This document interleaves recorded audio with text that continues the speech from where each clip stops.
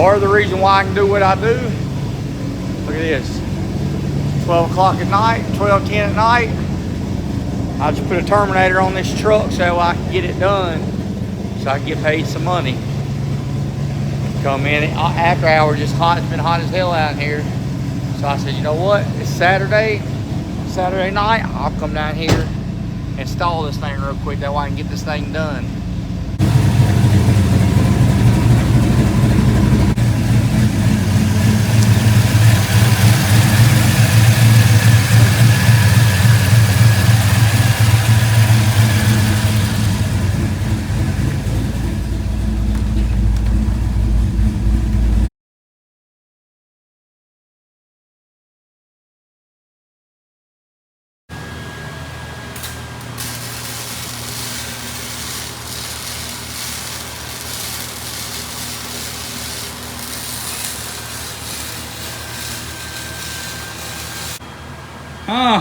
Second attempt ever. Look at it. Now look. Now you always will flux core. Your arm. Yes, it is. Sports do. Now watch. Second attempt that. Now look. Now you just taking. You knock the flux off of it. Right there. It don't matter. Use just a little fast. Now take your wire brush and clean it. Now you're going to grind it again. And do it again. And do it again.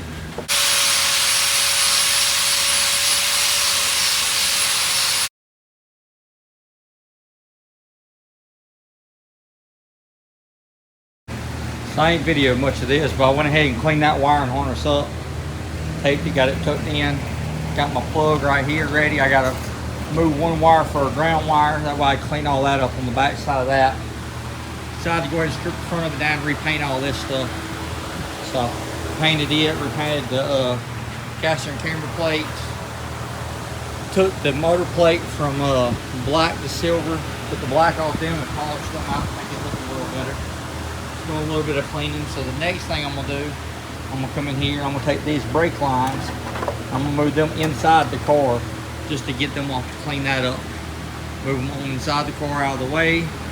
Well, I ain't gotta worry about them. I'll drill a couple holes, run them. So now, Cade's on his way down here. We'll get the front end back on, and he has to get up in there and tighten the motor plate up. We'll pull these off. I'll get in there and get the assembly in the short, or get the short block turned into a long block, and then we'll be able to turn around and start putting the motor in this thing. All right, so the fireworks show's over. I got the front end back on the car. I gotta adjust it just a little bit to get my hood fitted and all that. So I figure I'd come in here tonight, get the motor together, get in the car. We got less than probably about 40 hours. Maybe, well, it's about 38 hours before we gotta be at the racetrack. So just got the valley cover on it. Got the front cover. I gotta get a seal tomorrow so I can get all this aligned. So as soon as I get the seal, I'll put the balancer on and I'll tighten all this other up. I'm gonna put my lifters in it. I'm gonna cut my O-ring grooves, get the heads on it, get the lifters, get the oil pan on it. We'll be ready to set this thing in here shortly. I'm gonna sit there. I think Caden's on his way down here. He's gonna come help me or whatever, whatnot. Called me, told me he was gonna come down here after he got done with this game he was playing. So gotta put the rear cover on it. So gotta get everything out that one, put it on there and get this thing together, get it fired up, see if we got oil pressure.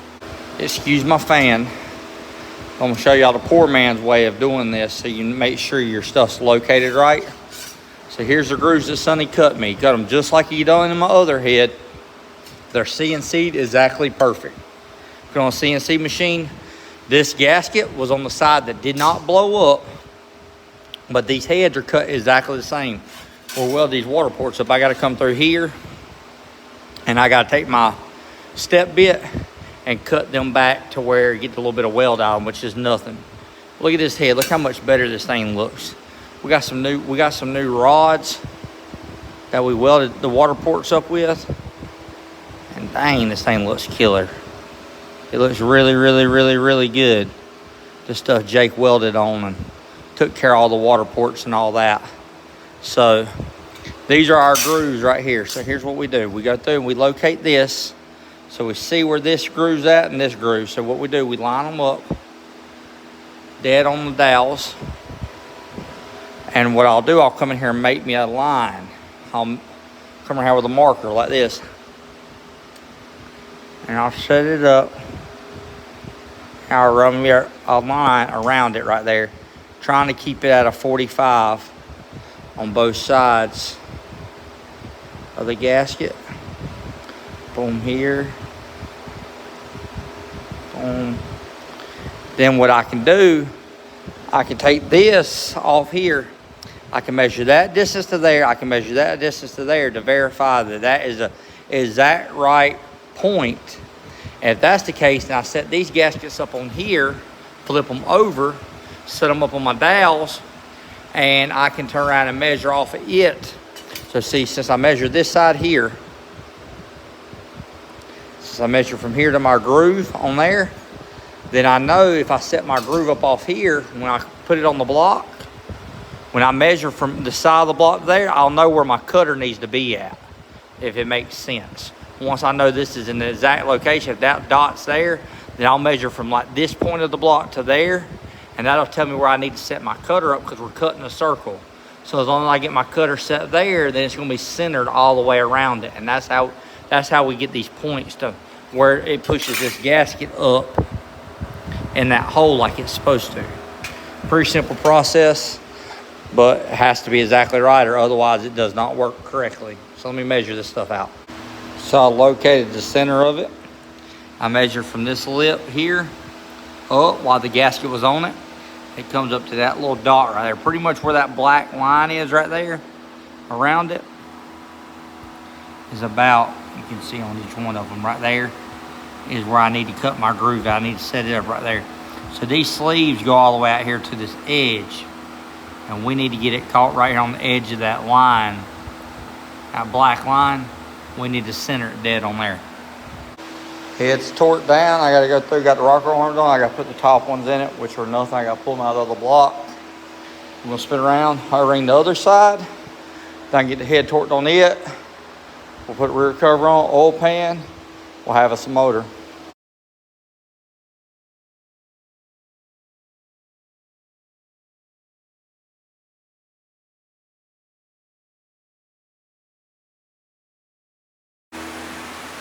All right. Looking pretty good, ain't it? About ready to set it in. Okay, clean the oil pan up real quick. Then we're gonna go through and bolt it down. We had silicone stuck this to it. Now we'll get the pan clean, put the pan on it, and be ready to set this thing in. We gotta put the pan on, we gotta tighten the cover up. He just has it stuck up with a couple bolts until we get that, because this has to be tight up against it, or otherwise it'll cause a leak.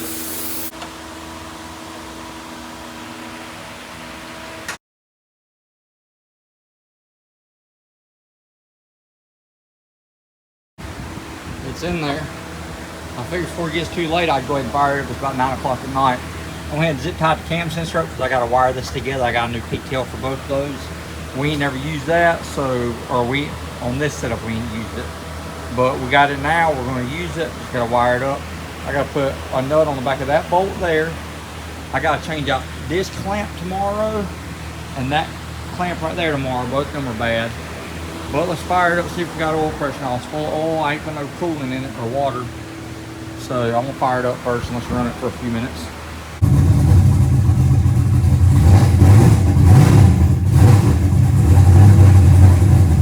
You gotta check the fuel leaks.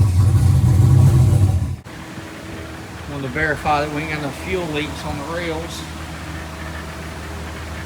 Because the motor rings, you never know, they can leak. So all that looks good. Let's feel for heat.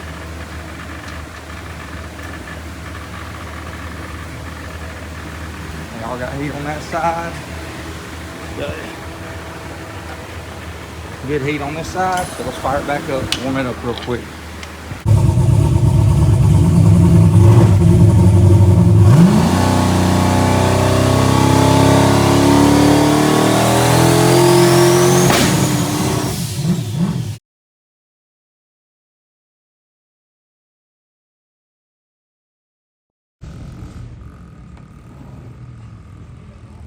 Scales are on sideways.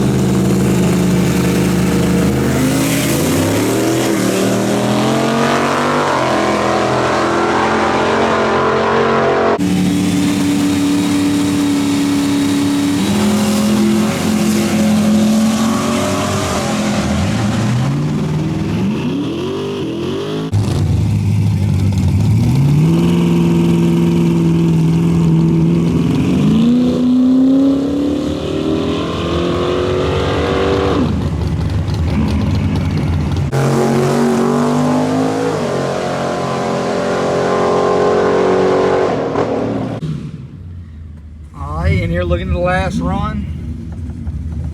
Coming here about right here. I start building boost. We come up, we're making 5, 6, 7. We hit 10. Once we get off the 3-step, it drops down, makes 18 pounds of boost. We're now about 7. We're on the brake about 7.5 seconds right here.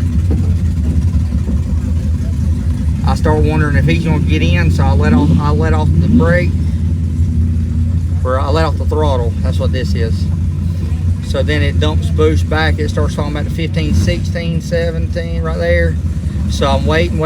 I get back on the brake, and literally we leave 6 pounds on the lead, so it wouldn't fall off a truck. It is. See if everything looks good.